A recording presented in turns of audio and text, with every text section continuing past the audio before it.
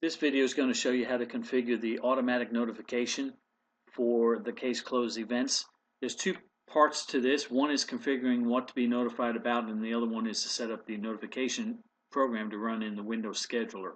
So this is only done on the server. You don't have to do this on the workstations. So once you open up case closed, we'll configure the events to notify first. So once you open up case closed, you go to administration, agency configuration, and go down to notifications tab. This tells you, do you want to be notified via SMS text or email or both? And to change this, you just simply click the edit button and you check accordingly what you want done. Okay, if I click the edit button. So if you want this text message as well as email or just text, you can do it accordingly. Then that's how to get notified. And then this is what events do you want to be notified about. Do you want to be notified about any past due task, any upcoming court, any unread messages, and so on? Any active cases aging more than a certain number of days.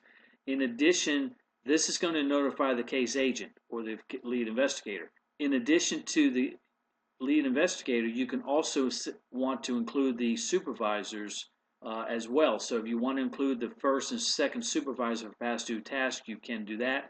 If you don't want to notify the supervisor about any upcoming court for the lead investigator, just uncheck that. So this just means you're including the supervisor. If none of these are checked, then you're just simply notifying the lead investigator about these events. Okay? And then that's the only configuration you have to do. Then the next step is to actually run the program on a scheduled basis, and that's done through the Windows scheduler. So if you open up your control panel in Windows, depending on what version of Windows you have, go to Administrative Tools, and you will have a task scheduler down here. It may be called something different if you have an older Windows, but your IT people should be doing this, and they'll know exactly how to do this. You double-click that to run that.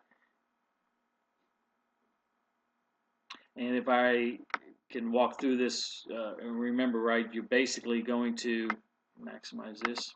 You're basically going to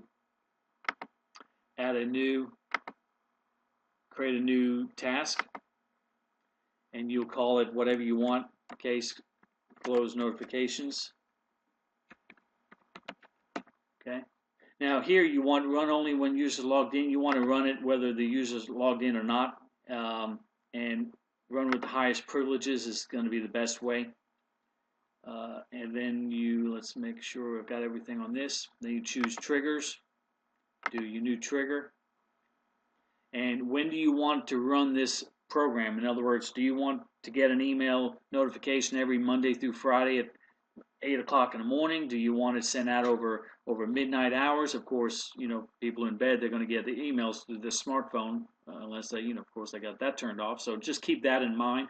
And do you want notifications on the weekend? So you have full control over when you want this to run. You want to run it every day or weekly. You want to, let's just say Monday, Tuesday, Wednesday, Thursday, and Friday. Okay? And I'm going to run it at, let's just say 7 o'clock in the morning. Okay, AM, and then down here, repeat task. This is a safety stop task. If it runs longer than 1 hour, it should actually finish. Depending on how many users you have and how many events, it should actually finish in 15 minutes or less. And then you can go to click OK. Then you go to Actions, and the action is to what program do you want to run. You're going to navigate to the Case Closed folder on your server, which you should be on the server setting this up anyway, so it should be local to your server. You choose Case Closed, and the program that you want is CC Notification.